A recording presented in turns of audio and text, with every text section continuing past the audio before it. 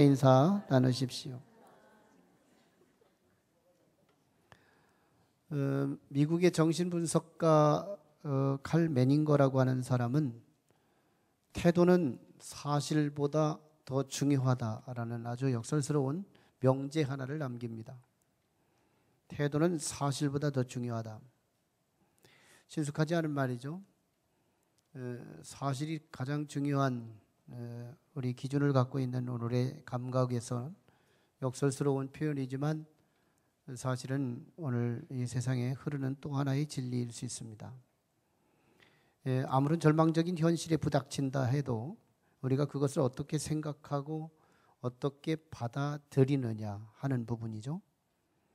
인생을 어떻게 보고 자신을 어떻게 보느냐 하는 그것이 무엇을 갖고 사느냐, 내 환경이 어쩌냐 하는 그것보다 더 귀하다는 거예요. 중요하다는 겁니다. 여러분, 오늘 본문은 역사의 전면에 나서는 소위 출세의 대비전, 그것 하나가 소개되는데요. 다윗의 출세의 대비전입니다. 블레셋 전쟁 이야기로 이스라엘과 블레셋 사이에 대진하고 있는 그런 상황에서 고대 전쟁의 특징 중에 하나는 군사적인 피를 줄이고 그리고 여러 가지 양국 간의 소모전을 줄여서 이 나라와 저 나라 사이의 우열을 가리는, 그래서 종주국을 결정하는, 그래서 농사를 짓거나 국가의 여러 가지 세금들을 주인 국가에, 형님 국가에 상납하는 그런 제도가 고대 전쟁에서는 아주 흔하게 있었던 전례들이죠. 그래서 이번에도 블레셋과 이스라엘 간의 전쟁을 치르는 과정에 뭐 서로 싸워가지고 피를 흘려서 양국 간에 이긴다고 해도 사실은 아군의 피를 염두하지 않을 수 없으니 소모전 하지 말고 수장전 하자. 수장전. 장군끼리 나와서 한번 싸워보자. 그래서 수장들이 이기면 우리 깔끔하게 인정하고 서로 종주국 결정해서 1년에 한 번씩 어떤 세금을 내거나 이렇게 섬기는 나라로 삼자, 이렇게 정하게 되고, 그러면서 블레셋 병사들이 그 수장을 뽑아서 앞세워서 내놓은 사람이 우리가 잘 알고 있는 그 이름도 유명한 골리앗입니다. 골리앗으로 생각하면 참 대단한 사람이죠. 아마 과연 이런 사람이 전에도 있었을까? 그리고 그 후에 이런 사람이 나왔을까 할 만큼 전무후무한 그런 인물임에 분명합니다. 이는 키가 거의 3m 정도 가까이 될 만큼 굉장한 장신이었고요. 또 얘는 크기만 한 게 아니라 민첩성도 있어 보이고, 또 그가 입고 있는 옷이나 그리고 투구, 그리고 자신의 신발, 이것들을 다 저울에 올려놓으면 60kg 정도 나갈 만큼, 즉 한 사람을 업고 다니는 그런 격이 될 만큼 옷이, 투구, 외투가 그렇게 굉장한 무게를 가요. 옷이 무겁다는 말은 그 사람이 그런 옷을 깃털처럼 여기면서 민첩하게 활동할 수 있다는 그 사람의 근력을 의미하는 거죠. 또 그 사람이 가지고 있는 창자로는 배틀채 같아서, 우리가 배 짤 때 어떤 배틀채가 느낌이 오는 것처럼 그 정도로 가느다란 어떤 칼이나 이런 정도가 아니라 대단한 창살, 전보상대 같은 그런 창살을 들고 또 검을 들고, 그래서 그 무기까지 합치면 뭐 한 100kg 이상 되는 어떤 그런 무게를 감당할 수 있는 그런 사람이었죠. 그리고 거기에다 대고 이 골리앗은 앞에다가 방패 부대를 세우고, 그리고 또 이 골리앗은 어릴 적부터 아마 자원용사가 됐는지 잔뼈가 굵고 어른이 돼가지고 전쟁에도 능한 어떤 테크닉과 기술을 습득한 그런 장수였습니다. 그러나 한편 이스라엘 쪽에서 수장전을 치를 만한 용사를 뽑는다면 누가 나갔으면 좋을까?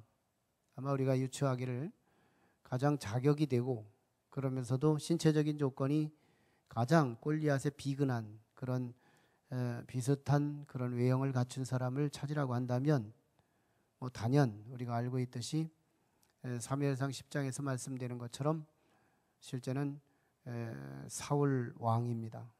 사울 왕이 처음에 왕 될 때 그가 사람들의 앞에 딱 서 있을 때 그 키가 어깨 위나 더하더라. 어깨 위를 더하더라. 그러니까 굉장히 장신이었던 게 분명해요. 골리앗만큼은 아니었지만 장신이었다. 그 정도로 사람의 외형적인 면에서 흠이 없을 만큼 아주 잘 갖춘 사람이 사울 왕이었어요. 문제는 이 사울 왕이 나갈 수 있는 자격이 되지만 골리앗 앞에서는 별 볼 일 없었다 이거예요. 쫄장이었다. 골리앗 앞에서는 쫄장 역할을 될 수밖에 없었다는 거예요. 그래서 사무엘상 17장 11절에서 사무엘상 17장 11절에서는 사울도 이스라엘의 군사들도 한마디로 말하면 크게 두려워했어요. 떨었어요.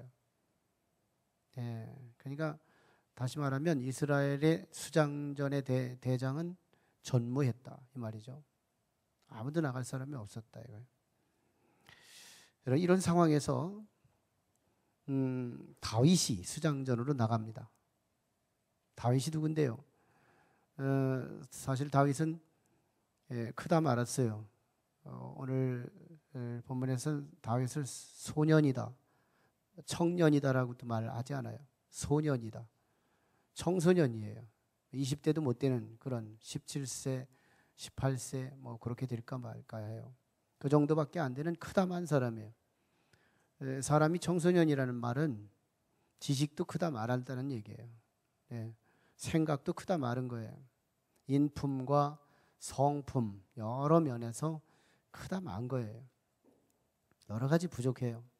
그런데 다윗이 수장전에 나가겠다는 거예요. 기가 막힌 일이잖아요. 뭐 우리만 기가 막힌 게 아니라 다윗의 형 엘리압, 그리고 두 번째 형 아비나답, 세 번째 형 삼마 역시 줄줄이 뭐 다윗을 무시하고, 네가 감히 그럴 수 있어? 너 교만한 거 내가 알고 있거든. 이러면서 그걸 얼마나 무시하고 폄하하는지 말이에요. 이렇게 알고 있는 상황에서 다윗이 출전하겠다고 나오는 이 이야기가 사울 왕한테 전달돼요. 누군가의 병사에 의해서 왕한테 조그마한 꼬마가 수장전에 나가겠다는데 왕께서 어떻게 생각하십니까? 한번 와보라고 해라. 했더니 다윗이 아닌 게 아니라 정말 나가겠다는 거잖아요. 그래서 사울 왕이 설득을 합니다. 뭐 엘리압처럼 아비나답처럼 삼마처럼 혈기 부리지 않고 차근차근히 설명을 해요. 사실 네가 안 되는 이유는 넌 소년이잖아. 이 말이 굉장한 시사하는 내용이 크고요. 넌 소년이야. 넌 꼬마야. 그리고 상대수는 정말 어릴 적부터 잔뼈가 굵은 용사였어요. 용사. 그래서 사실은 안 되는 거야. 이 정도의 벽이면, 이 정도의 장애물이면 다윗은 그냥 할 수 없죠. 뭐 하나님의 뜻이죠. 하나님의 뜻을 내 뜻으로 그냥 편입시켜버리는 일에 우리는 참 익숙하죠. 뭔가 장애물 하나에 그냥 아니면 그만두시죠. 뭐 이러고 뒤돌아설 수 있었어요. 그런데 다윗은 정말 자신에게 골리앗이 하나님을 모욕하고 이스라엘 백성들을 욕하고 이런 몇 가지의 소리를 들으면서 사명에 불을 받는 거잖아요. 저건 내가 넘어뜨려야 되겠구나. 저건 내 거구나. 저건 내 몫이구나. 이 사명감이 다윗에게 막 차오르잖아요. 사울에게도 없었던 사명감, 감당을 못하던 사명감. 엘리압한테도 아비나답과 삼마한테도 없었던 그런 사명감이 꼬마 다윗에게 생기는 거예요. 저건 내가 죽여야 되겠구나. 저건 내가 없애야 되겠구나. 저건 내 몫이구나. 이거 장애물은 왔는데 왕이 안 된다고 하는데 이거 어떡하나. 그러나 사명감이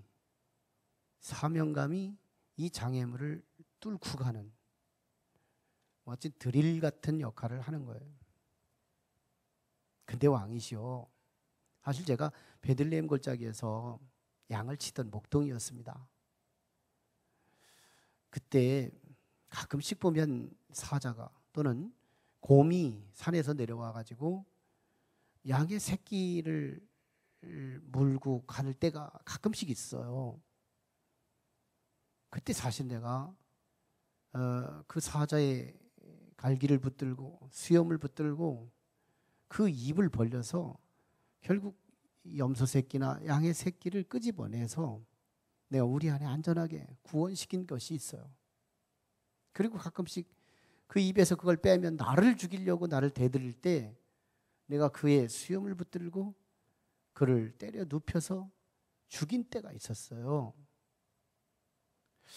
사실 저와 함께 하시는 하나님이 계셨기 때문에 내가 그런 일이 일어났다고 나는 믿는데, 저 할례받지 못한 저 이방인인 저 사람이 저는 사자와 곰과 같이 될 것이라고 믿습니다.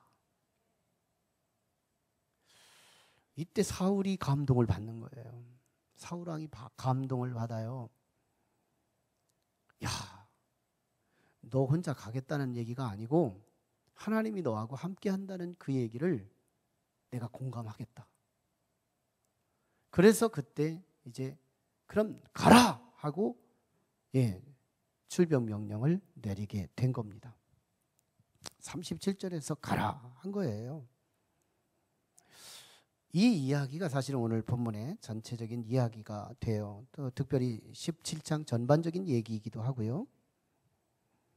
여기서 우리는 골리앗이라고 하는 참 전무후무했던 인물이지만 실제는 상징적으로 우리 인생에 찾아오는 어쩌지 못하는 어마어마한 삶의 적, 삶의 문제, 삶의 벽, 삶의 벼랑, 이런 모든 것을 사실은 골리앗으로 대비해도 전혀 틀리지 않은 진리라고 봐요. 골리앗. 이 골리앗을 대하는 이 세 종류의 사람들이 있었는데, 과연 이 골리앗의 크기와 부피와 이 파워와 이 사실이라고 하는 이 부피의 사실, 크기의 사실, 파워의 사실, 현실적인 이 자료, 이 앞에 사울과 다윗의 형제들, 이런 사람들이 과연 어떻게 봤느냐. 사실은 그 모든 것들을 사실의 무게를 두고 인정했던 거잖아요. 다윗은 그렇지 않았잖아요. 여기서 우리는 세 부류의 태도를 읽어낼 수 있어요. 가장 먼저 블레셋 사람들의 골리앗을 대한 태도입니다. 블레셋 사람들은 우리 쪽으로 와서 우리 신앙의 용어로 우리에게로 바짝 3,000년 가까이를 타임머신 타고 우리에게로 탁 끌어와서 우리의 자리에 놓고 보면 블레셋 사람들은 안 믿는 사람에 해당돼요. 불신자죠. 그 마음에 하나님이 없는 사람들. 근데 단순한 불신자들이 아니에요. 이 사람들은 안 믿으면서도 교회라는 용어만 듣기만 해도, 예수라는 소리만 듣기만 해도, 권사, 집사, 장로, 목사라는 소리만 듣기만 해도 알러지 반응이 일어나는, 분노가 터지는 그런 그런 불신자들이에요. 그리스도인들을 막 안티하는 그런 사람들이에요. 그도 그럴 것은 블레셋이라고 하는 이 특수민족이 사실은 지중해 연안에서 배 타고 다니면서 다른 배들을 뺏어 먹는 해양적과도 같은 사람이었는데, 우리도 한번 땅을 좀 가져보자 하다가 땅 찾다가 이스라엘의 이 지중해 연안에 가까운 곳에 가자지구라고 하는 삐쭉하게 가시처럼 붙어서 그 땅에 둘러 앉아가지고 우리 본거지가 여기다 해놓고서 이제 남들 등쳐먹으면서 사는 사람들이 블레셋이거든요. 그러면서 가장 먼저 해를 끼치는 자들이 누구냐면 블레셋은 이스라엘이었어요. 지금까지 지금 이스라엘 지역이 팔레스타인 하면 이게 블레셋이 언어의 변천사를 통해서 팔레스타인으로 바뀐 거지만 사실 팔레스타인의 뿌리의 언어는 블레셋을 의미하는 거거든요. 그래서 이스라엘이 영원한 적이에요. 영원한 적, 영원한 사탄의 역사. 그게 불신자 중에 박해하는 불신자죠. 이 사람들이 수장전으로 용사의 대표자로 누구를 추천한 거예요? 골리앗을 추천한 거예요. 왜 추천한 거예요? 크기 때문에. 왜 추천한 거예요? 넓기 때문에. 왜 추천한 거예요? 파워가 있으니까. 왜 추천한 거예요? 경험이 있으니까. 그러니까 블레셋 사람들은 안 믿는 사람의 전형적인 모형이고 동시에 안 믿는 사람들의 삶의 척도 기준은 부피예요. 넓이예요. 파워예요. 그래서 그들은 최선의 가치로 세상에서 누구보다 돈을 많이 벌겠다는 거예요. 세상에서 누구보다 많이 높아져야 되겠다는 거예요. 스펙을 더 많이 확장하겠다는 거예요. 누구보다 나는 골리앗이 돼야 되겠다는 거예요. 이게 세상의 경쟁 목표예요. 세상의 목표는 내가 골리앗 한번 돼보겠다는 겁니다. 그래서 세상을 호령하고 세상을 겁을 주고 세상을 밟고 짓밟고 하나님의 선량한 백성들을 등치는 이 일을 내 등치로, 내 파워로, 내 경험으로 해보겠다는 거예요. 이게 불신자들, 즉 안 믿는 하나님이 없는 사람들의 최선의 목표예요. 자, 그래서 골리앗을 추천한 겁니다. 최고의 열매, 최고의 가시적인 목표가 된 거죠. 그런데 이스라엘 진영이에요. 두 번째 진영, 사울 왕과 그리고 다윗의 형제들 3명, 그리고 이스라엘의 여타의 군사들. 이 사람들이 도대체 어떤 사람이냐? 오늘 우리식으로 말하면 한마디로 성도예요. 사울은 목사님쯤 됐다고 칠까요? 뭐 엘리압 권사님쯤 됐다고 치고, 뭐 아비나답 집사님, 삼마 성도님 뭐 이렇게 쳐서 아마 우리에게 가까이 끌어당겨서 우리의 동질감을 가지고 우리가 비춰본다면 분명한 것은 공통점은 사울왕 성도입니다. 엘리압도 성도고, 삼마도 성도고, 아비나답도 성도예요. 성도라는 공통 인수가 있어요. 성도는 도대체 어떤 시각을 갖고 사는가 한번 보자는 얘기예요. 사울왕 성도, 다윗의 형제들 성도들은 도대체 삶을 어떤 기준을 가지고 사는가 보자는 얘기예요. 골리앗이 앞에 섰습니다. 사울과 다윗의 형제들 그리고 이스라엘 병사들은 크게 두려웠다 그랬어요. 무슨 말이에요? 이 말을 뒤집어요. 아군 쪽에 골리앗 같은 사람이 있다면, 아니 골리앗보다 한 치씩 더 커요. 그리고 경험도 더 농후하고, 그리고 테크닉도 있고, 그리고 골리앗보다 조금만 더 큰 것이 있었다면 사울왕 그리고 이스라엘 진영의 군사들 마음 편안했을걸요? 우쭐했을걸요? 까불고 있어 그게 등치라고 나왔어? 이러고서 막 얕봤을걸요? 무슨 말이에요? 지금 이스라엘의 사울 왕 그리고 다윗의 형제들 그리고 이스라엘의 병사들, 성도라는 이름은 있으나 삶의 기준과 잣대는 블레셋과 동일하다는 얘기예요. 즉 안 믿는 사람과 성도라는 이름을 갖고 살지만 삶의 기준과 잣대가 안 믿는 사람과 똑같이 살고 이름만 갖고 사는 거예요. 이건 3000년 역사를 타고 지금도 이 땅에 잔존하고 있어요. 성도예요. 왜? 그들은 하나님이 택하셨고, 그리고 그들이 하나님께 시간과 절기에 따라 제사를 드리는 성도가 분명하거든요. 성도예요. 그런데 그들은 여전히 부피 앞에 속수무책이에요. 크기 앞에 속수무책이에요. 힘 앞에 속수무책이에요. 스펙 앞에 속수무책이에요. 그러니 하나님이 끼어들 틈이 없어요. 하나님이 역사할 공백이 없어요. 그러니 하나님을 경험하지를 못해요. 하나님의 소리는 듣기만 하였지만 사실은 내가 하나님의 능력을 못 보고 사는 삶을 사는 거예요. 참 묘하잖아요. 이런 사람의 특징이 두 가지가 있어요.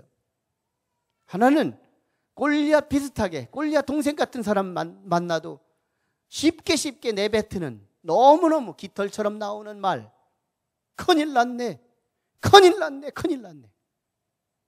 이게 성도라는 이름을 가지고도 내 입을 통하여 쉽게 큰일 났다는 말을 하게 되는 거예요. 하다못해 어떻게 하느냐, 어떤 사람은 일자를 크게 쓰더라고. 그러더니 잡아뜨리더라고. 그러더니 일으키더니 큰일 났네 그러는 거예요. 무슨 말인지도 모르죠. 집에 가셔서 생각하시면 되고. 아무튼 일자를 뒤편에다가 일으키면서도 큰 일자를 일으켜놓고 큰일 났다 그러고. 사람들은 조금만한 규모만 문제를 내 앞을 가리고 있고 어려움을 제공해주면 우리는 쉽게 큰일 났다고 하는 거예요.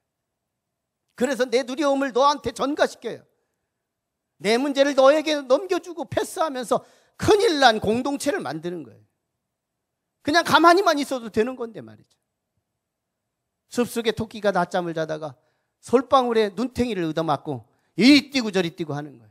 여우가 보더니 토끼를 따라가면서 무슨 일이 있느냐고 따라다니니 말을 할 수가 없는 거예요. 그래서 막 무조건 뛰었더니 여우도 같이 뛰고 늑대도 뛰고 그리고 호랑이도 뛰고 그리고 사자도 뛰고 한참 뛰다가 도대체 왜 그러는 거지? 하고 제일 앞에 뛰는 토끼 앞에 가서 딱 붙들고 이놈아 토끼야 무슨 일 있니?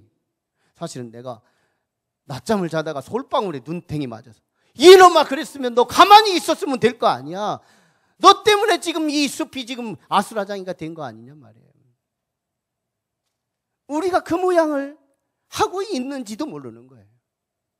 내가 가만히만 있고 어떤 면에서 그 문제를 또 다른 방법으로 해결하려고 하다 보면 시간과 함께 그 문제는 있는지도 모르게 사라질 수 있는 그 문제를 내가 큰일 났다라고 하는 말로 인해서 그 바이러스를 다른 사람에게 전가시켜 가족 공동체를 무너지게 하고 교회 공동체를 무너지게 하고 사회 공동체를 무너지게 만드는 또 악한 바이러스 역할을 감당하게 되더라는 거예요.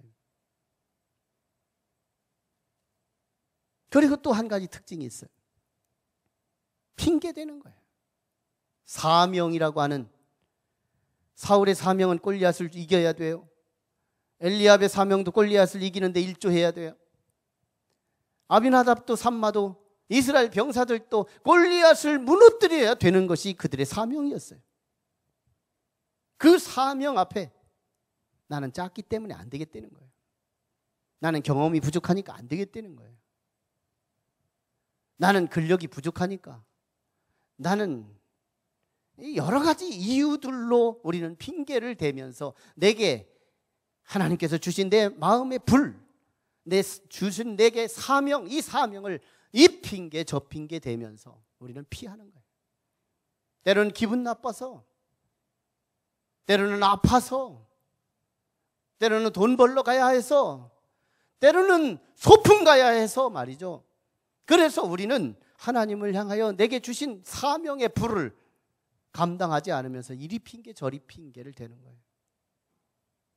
이게 명목상의 그리스도인이죠.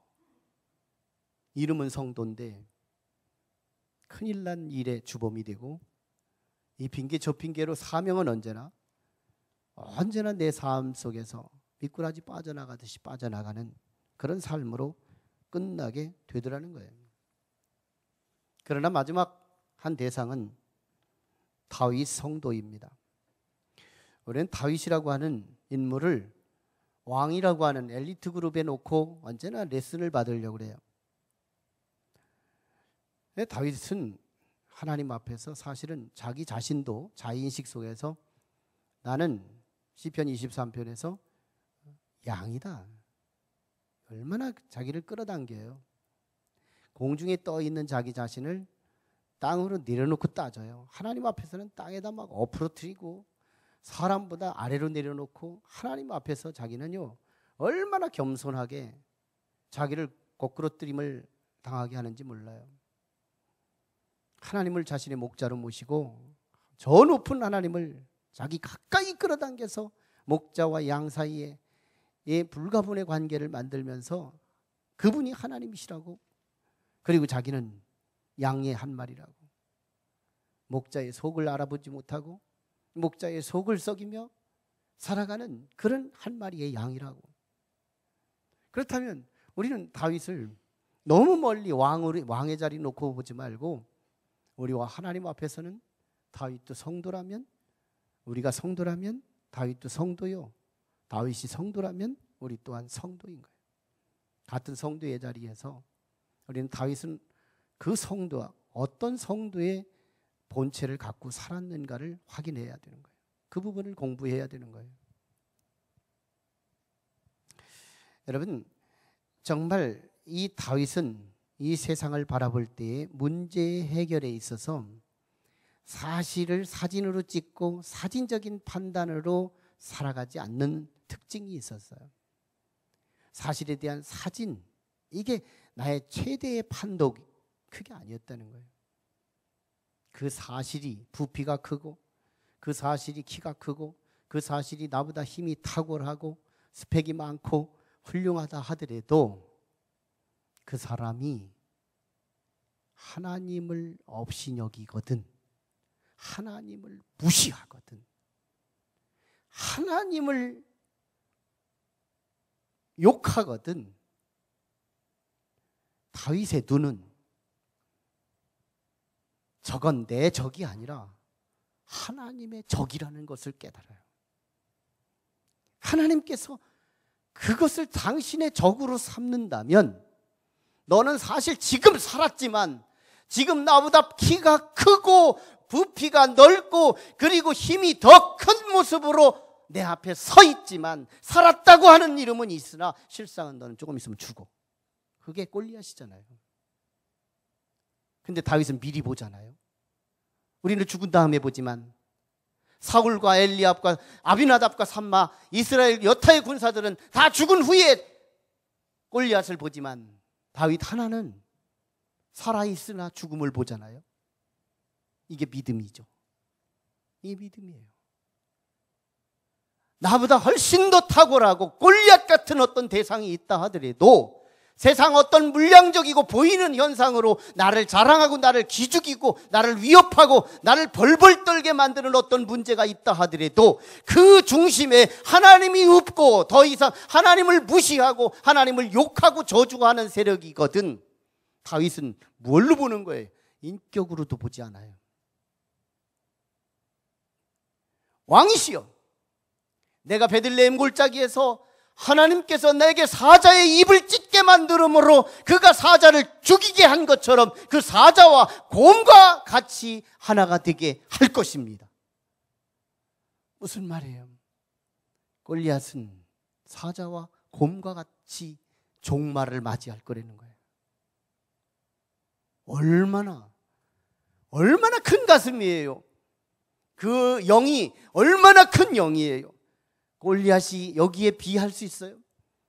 너무너무 큰. 우리 지방에 어떤 목사님이 키가 가장 작은 분이 계세요. 그분이 어디 다니면 장애인 주차장에다 차를 받치래요. 그래서 아니, 우리 장애인 받치면 우리 벌금 놔줘요. 아, 우리 한국 사람은 다 장애인이요. 왜? 개발의 여지가 없거든. 더 클 수가 없어요. 다른 나라에 비하면 다 작고 자기만 작은 거지 사실은. 그러면서 자기가 키가 크다는 얘기를 역설로 표현해요. 하늘에서부터 재봐라, 내가 제일 크지. 아마 다윗도 그런 마음은 뭐 아니겠지만 다윗은 놀랍게도 골리앗보다 더 큰 거인 중에 거인이었어요. 하나님의 가슴을 품는 거예요. 하나님의 눈을 렌즈로 끼는 거예요. 하나님의 생각을 그 머릿속에 담는 거예요. 하나님과 함께 세상을 보는 거예요. 하나님과 함께 말하는 거예요. 하나님과 함께 대적을 보는 거예요. 세 발의 피죠. 아무것도 아닌 것이 고기 덩어리만 커가지고, 그래가지고 네 목소리 그거 가지고 조금 있으면 시체가 돼서 너는 꼼짝달싹 안 하고 내 작은 손 가지고 네 목을 잘라낼 건데, 이걸 미리 보는 이 다윗의 이 거장 얼마나 커요. 기죽지 않아요. 그가 짐승의 하나같이 되리이다. 그때 다윗의 눈은 아무것도 아니었어요. 사울의 눈에는 큰 일이었지만 다윗의 눈에는 아무것도 아니었어요. nothing이었어요. nothing이었어요. 죽으면 nothing이잖아요. 아무것도 아니었어요. 다윗 성도 같은 사람의 특징 두 가지가 있어요. 그는 큰일 났다 싶으면 기도할 시간이구나, 하나님을 바라보는 거예요. 큰일 났다 싶으면. 성도에게도 큰일들이 있잖아요. 아, 이건 큰일감이구나, 골리앗 비슷하게 왔네, 기도하라는 거구나. 우리요, 적어도 정말 우리 높은 뜻 교회는 하나님의 높은 뜻을 지향해서 좀 하나님 볼 줄 아는 성도가 많아졌으면 좋겠어요. 누가 하나님 보는 사람이요? 전 기도하는 사람이거든요. 자꾸 골리앗만 보면서 기죽지 말고, 골리앗만 보면서 어려움 당하지 말고, 정말 골리앗이 앞에 서거든 바로 하나님부터 먼저 보라고요. 그게 기도예요. 전 요즘에 새벽에 기도하는 우리 성도님이 있어요. 새 가족인데 기도하러 오시는 거예요. 한 분이 100명처럼 보여요. 제가 우리 아내한테도 고백하는 거예요. 야, 난 기도하는 일꾼이 왔다. 나한테도 기도하는 일꾼이 왔단 말이에요. 얼마나 큰, 정말 내 정직이라는 모든 정직 다 긁어내서 전 고백하는 거예요. 너무너무 참 감사한 거예요. 기도하는 사람을 내가 획득했다는 거예요. 하나님이 나에게 이런 복을 주셨다는 거예요. 하나님 볼 줄 아는 사람이 왔구나 이 말이에요. 골리앗 앞에 벌벌 떠는 사울 같은 사람이 아니라 정말 골리앗 문제가 앞에 있으면 그 문제를 가지고 하나님을 찾고 하나님을 두드리는 그런 일꾼이 왔다는 게 내게 얼마나 감격스럽고 너무너무 참 기쁜지 몰라요. 저의 희망이 있어요. 저는 우리 성도들이 어떤 모습이든, 골리앗 동생들이 와도, 어떤 문제가 와도 정말 하나님을 바라보는 그런 영적 훈련이 자동적으로 이루어지기를 주의 이름으로 축원합니다. 자동적으로 일어났으면 좋겠어요. 하나님을 볼 줄 아는 성도, 큰일 났다 싶으면 하나님께 묻고 하나님께 말하고 하나님께 해결을 요청하고 나가는 그런 사람 말이에요. 얼마나 힘이 되고, 얼마나 정말 내 모든 속에 있는 정직을 다 끌어내서 정말 조금도 거짓 없이 내게 진정한 헌신자로 느껴지는 거예요. 사울 같은, 아비나답 같은, 삼마 같은, 이스라엘의 여타의 군사 같은 그런 명목상의 그리스도인이 아니고 말이에요. 사울 같은 어떤 거 앞에서 벌벌 떠는 그런 존재가 아니에요. 두려워하고.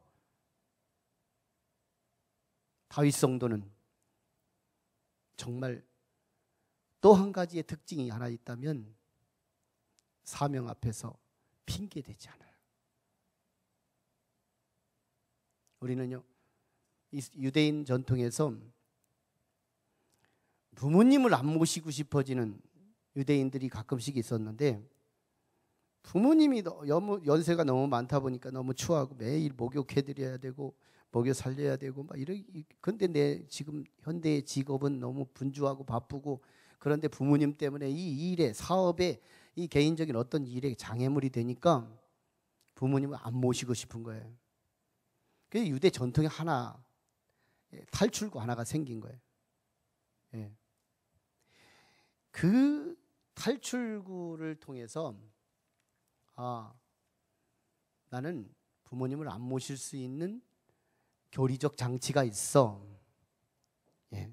그게 바로 고르반이었어요. 고르반이 뭐예요? 하나님께 드림이 되었다. 하나님께 드림이 되었다. 하나님은 부모보다 위에 계신 분으로서 그 위에 분에게 드렸다면 아래 분에게는 안 드려도 된다는 면죄부예요. 이게 유대 전통에 아주 악하게 작용됐어요. 선하게 만들었던 법이었는데 악하게 작용했던 그런 제도였어요. 유대인의 불효의 역사가 이런 부분에서 나타난 거예요. 고르반. 야, 너 부모님 모셔야 되지 않니? 나 고르반 했어. 그럼 묻지도 않아요.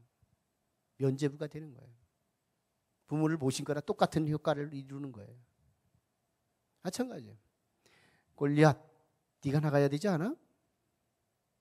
나 키가 작아요. 고르반과 뭐가 달라요? 아무도 따지지 않아요. 핑계 대면. 네가 나가야 되지 않아? 나 힘이 없어. 아무도 안 따져요. 힘이 없다는 것이 면죄부가 되는 거예요. 야, 네가 이거 해야 되지 않아? 나 아파요. 아무도 못 따져요. 이 고르반과 똑같은 거예요. 아프다고 하는 건. 여러분, 우리 핑계가 되는 사람은 언제나 그 핑계를 대요. 핑계가 아니라고 할지도 모르지만 거의 다 핑계예요. 근데 그 핑계는 거의 반복돼요. 저는요, 참 두려워요. 마지막 때 우리의 오메가 타임을 내가 주도적으로 핑계한 그것으로 오메가 타임을 하나님이 채우실지 모른다는 두려움이 있어요. 제 임상 중에 하나는 있지만 그걸 저는 공식화하고 싶지는 않아요. 제가 경험했던 목회 임지에서 한 가지 그 임상의 경험이 있지만 그걸 보편화시키고 싶지는 않지만, 정말 내가 고유하게 늘 반복적으로 쓰던 나의 핑계는 나의 오메가 타임의 장식이 될 수 있어요. 참 두려운 일이에요. 우리는 골리앗 같은 문제 앞에서 죽은 사자같이, 죽은 곰같이 볼 수 있는 다윗의 눈이 저와 여러분의 눈이 되기를 주의 이름으로 축원합니다. 금방이라도 멸망할 짐승 같은 대상을 보면서 벌벌 떨고 있는 우리라면 우리 또한 돌이켜야 되는 거예요.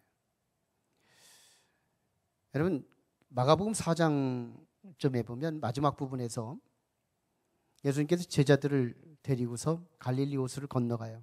그때 예수님도 그 배에 타시고 제자들이 함께 가는데 갈릴리 호수 한 중간부에 갔을 때 광풍이 일어나요. 미칠 꽝자 바람풍자예요. 바람이 미친 거예요. 지중해 돌풍이라고 하는 것이 일어나서 지중해 그 40m 깊이까지 있는, 그 지중해가 아니고 그 갈릴리 호수가 40m 깊이까지 되는 굉장히 바다 같은 수준이에요. 호수인데 이게 막 돌풍이 일어나면 막 뒤집히는 거예요, 물이. 그러니 집체 같은 파도가 일어나면서 이 배가, 예수님이 타신 이 배가 막 뒤집히기 직전에 있는 거예요. 예수님의 제자들이요, 한결같이 큰일 난 거예요. 큰일 났다, 큰일 났다. 거기에 보면 두려웠다고 말해요. 크게 두려운 거예요.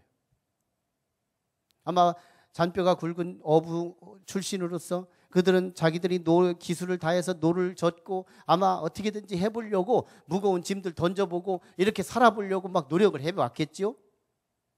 그러다 불현듯 생각난 게 하나 있었으니 그게 바로 예수님이 이 배에 같이 타셨다는 거예요. 예수님이 타셨지.